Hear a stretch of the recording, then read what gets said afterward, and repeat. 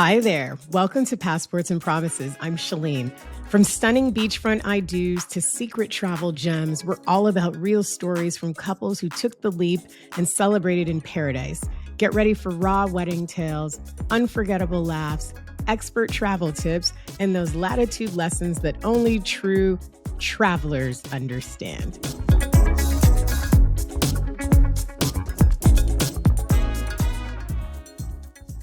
Kim, was it just your anniversary? It was about 10 days ago. Wow.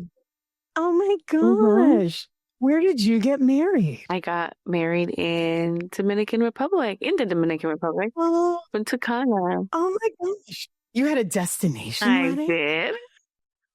Wow. Why did you decide to have a destination wedding?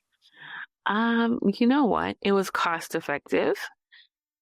And it really allowed me to weed all the external parties out from back home. Let's be serious. I'm not even going to sugarcoat it. You want?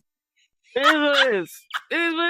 Do you mean that you could cut down your guest list? That's what you mean? very nice way of saying it. Very nice way. In a very nice way. You know, but sure. But that's the truth. It is the truth. You know what? That's sometimes that backfires on people. It didn't on you. I think I've talked about this client I had before that tried to do that. She's like, I'm going to pick the most expensive resort that I want to go to and cut down my list. And she still had like That's so much, crazy. so many people.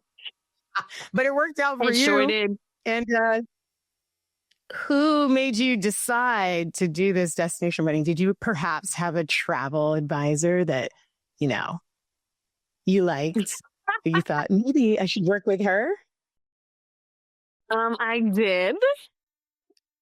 No, who was That that? was you, yours truly. Yay! And tell them where we met. Where, I was referred to you by my hairstylist. I know, Glenna. Shout out to Shout out to Glenna. And we also saw each other at the bridal show. We did. Yeah. Yep. That was probably the first and only time I saw Chad. Well, yeah, that would be accurate. Yep. He's so great. Listen, he's on that list, my short list of grooms that I love, who got involved and got stuff done. He did. And we're excited about the day. I love it. I was looking back at the old emails from like 2018. I'm like, look at Chad in here talking about final decisions for decor and names and where people were sitting. I was like, okay, sir. Yeah, okay. You got to get him in there. Yeah, he was on it. So we know that you decided to do this to kind of cut down your guest list. Right. And I remember you had some very special people that you needed to have there. And I'm glad that they were able to make it. They were. For everybody listening, Kim and Chad decided to get married at Now Onyx, which is now called Dreams Onyx in Dominican Republic. And we had the two of you and the little ones, right? How old were they then? 2 and 5. Oh my gosh. I know. 2 and 5. How old are they now? 13 and turning 10. Jeez. And I think I had just had Jordan. So Jordan wasn't even... I met you guys when I was pregnant, didn't I? Like in person, wasn't I pregnant? I don't remember. Because your wedding was October 2018. Yes. I had her in February 2017. So no, she was already here. I think I met you right after. Right after. Yeah. Okay. So you saw me at a show babyless. Yes. There's some people who saw me like full on. Ooh. She's popping in a month. And then some people who actually saw her at the show because there was a show I brought with you. But I think you guys were in between. You probably caught me in the in-between phase. Okay. So Dreams Onyx, which we'll refer to it now so no one gets confused. What was like your favorite part of planning the destination wedding? Was there like anything that stood out? Was it because it was, simple, or was it because you had like narrowed down choices? What was the best thing for you? Well, you'd helped actually narrow that down significantly. because I feel like I was all over the place. Like I was looking at like Aruba, and I was like looking at Jamaica, and I was looking at all these other islands just to see like, the popular destinations that you hear, Bahamas, and you, because I guess you're very well traveled, by the way. Oh, thank you. Right? So you were able to like narrow it down. Like I think I had looked at a Royalton in Aruba or something. We did. And you were like, no. No, it was Royalton. Oh, geez. I can't remember where it was. I remember because it had like the There were gazebo. only a few back then. Yeah. Oh, okay. So it was Royalton either in Riviera Maya. Nope. Or it was Royalton in Punta Cana. That was it was Punta Cana. Back then, it was Punta Cana. Yeah, that was it. And after looking at the two, the gazebo at now, like when you were like, Kim, this one is the one. Like this one looks beautiful. Yeah. If you were looking for a gazebo, I love that one. So for anyone who doesn't know where we're talking about, when you enter Dreams Onyx and you get through the lobby and you look straight out, most resorts have like this great view when you emerge, but they have a gazebo with the fountain, right? Leading up to the actual gazebo, and it's a stone gazebo. It's like one of my favorites. And you two are probably the last couple I've had actually get married in that gazebo, because the other weddings had been so big. They started off wanting it and then they didn't end up there. So that was a beautiful I always remember that though, because people love that location and it's covered. Like you've got some shade already. You don't have to stand in the stand and you still have a really good view. And like it's the cocktail hour around it, everything. It was the aesthetic of that gazebo and the surrounding area is perfect. Yeah, I loved it. And the kids loved it, didn't they? Didn't they have a good time there? Because they were little. Yeah, then. they did. They did. There wasn't a lot of like walking that you had to do at that resort. We took our kids when Jacob was probably just 3 and Jordan was 1. And it was great because they had that kiddie pool that was only like a foot deep. It's like a foot or two. So that was great. And then the main pool was right beside it. And how many people did we have for your whole group? I think maybe 50 or 60 maybe. Yeah, which is still big, right? Because it's still bigger than I think you anticipated, but it's a good like middle number. Yeah. And like you also made sure like little things like my daughter's birthday was happening, so you made sure that they got her a cake and they did the balls in the pool. Like it's the little details that made it nice. It was really nice. Aw. Well, I always thought it was really cute that it was her birthday on the trip.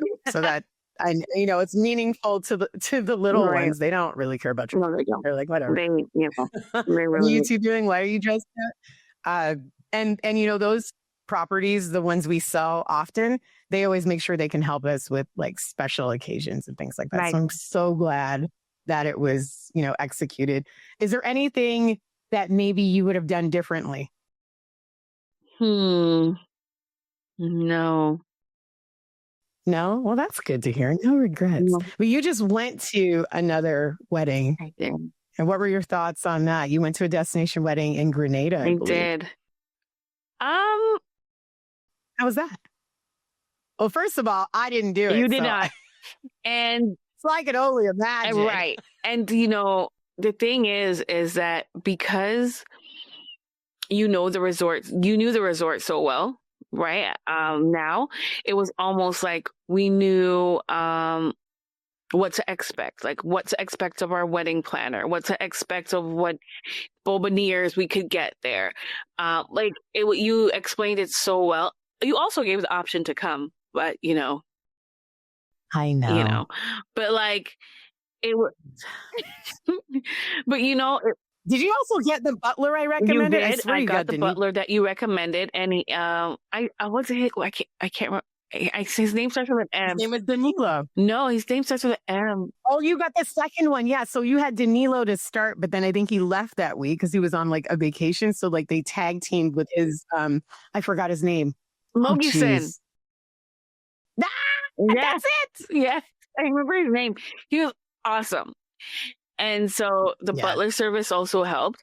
And those little details help. So what I noticed at that wedding was like their wedding planner was nowhere to be found. Like in terms of like, I was like, you know, ours was able to tell us where to sit, and, you know, she moved up and she was there the entire time, which is a great, like, it's a great feature or like accent to have when you feel secure. Yeah, because right? They're handling everything behind the scenes. So like at that wedding, it was kind of like the bobiniers needs to go on the groom. Where was she? Like, I was like, where? They're like, do you know how to put this on? I was like, where's your wedding planner? Yeah. Like some of the guests weren't there. So it was like, you know, my wedding planner was able to say, hey, you guys move here, sit here. No one was there to do that. I was like, what is going on? It just felt unorganized. And I was just like, you're supposed to have a person. So the person that is at the resort technically is not even technically, they are a wedding planner. Like they are supposed to be there for you that day. They were nowhere to be seen. The whole day. From the beginning till the end, the last person's done at the reception. Right. They're supposed to be there. Yep. Whether they're right in front of your face or behind the scenes, they're supposed to be somewhere nearby, constantly making sure that everything is in order while you're enjoying the day. So it's so crazy to me that you all went all the way to Grenada. And that's a trip for a lot of people. It's not a quick hop across the pond. And then there's just no direction. Well, I'm glad it wasn't your wedding, but I am still sad for whoever it was. I hope that at least at the end of it all, it kind of buttoned up and people kind of knew where they were. I'm assuming. I mean, you know, I don't want to rain on anybody's parade, but while I was there, that's why I messaged you. I was like, Shalene, thank you. Like, honestly, like I was like, Shalene, you are the bomb, because even though my wedding was like 7 years ago, it still was like better than something now. Like, you know what I mean? Like I could look at it, which is crazy. Which is absolutely crazy. I was like, oh. Yeah, now you would think everything would be like, you know, well-oiled machines. But you know, that's the part that I try to tell people. Every resort is not the same. No. Like some resorts are great for vacations and don't have the best weddings teams. Or if you have a client who needs a lot of help, you know which properties, like, okay, these are the ones that take extra care. Right. These are the ones that may be a little more laid back, and you have to make the client's needs match the people that are working with. Just like we matched when we started, you need to also match with that team. And it's sad to see some people give that up because they're just like, it's the cheapest one, or I like the way it looks. And it's really not the right place for them. And like, even like the little things, like, you knew my dad, like I was like, Shalene, my dad's ill, and they made sure he was in certain, like he was suited, like they made sure he was close to a room next to on the main floor and close to the doctor, and all those things. All those little things mattered. And at this one, I guess because it's how it was set up, it was almost like the elderly were still far. And I was like, this is wild. I was like, yeah, those notes have to be, it's funny, you have to be steadfast. A resort is run by so many different people, right? So you can't just send the note to one person. Right. You can't just assume that it made it. It's almost like kill the message. And pound it in, make sure reservations knows, the wedding team knows, the front desk knows. If you know the sales manager, let everybody know, because then everybody's trying to make sure that this client has the best experience they can from every direction in every, department that can try to do their best. So I'm glad and so happy to hear that you all are still happy about your decision. For sure. Is there any last tip you would leave for anybody else considering having a destination wedding? Have a great agent, Shalene.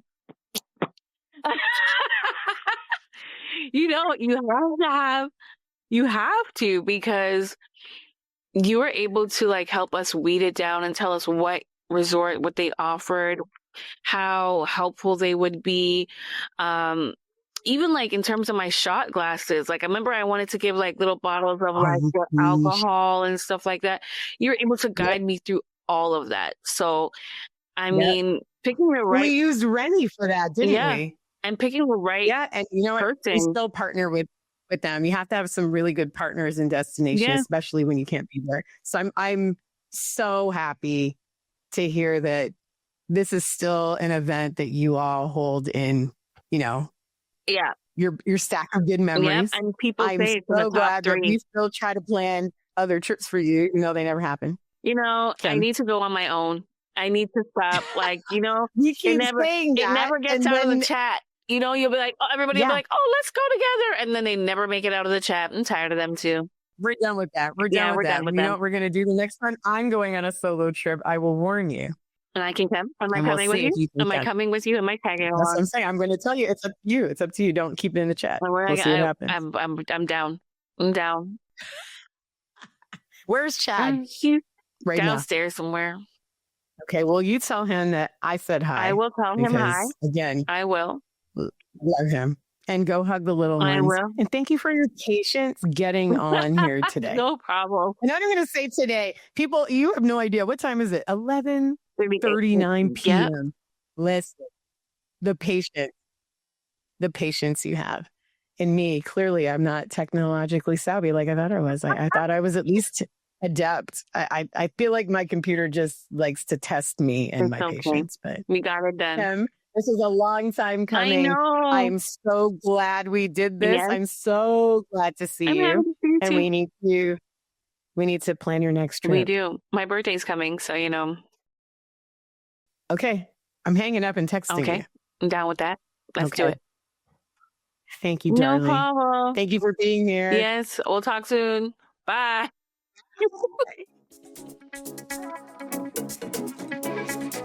Okay, we're done. Thanks for joining us today. Visit latitudeconciergetravels.com to start your own paradise celebration and catch more Latitude lessons in our next episode. This is Shalene signing off.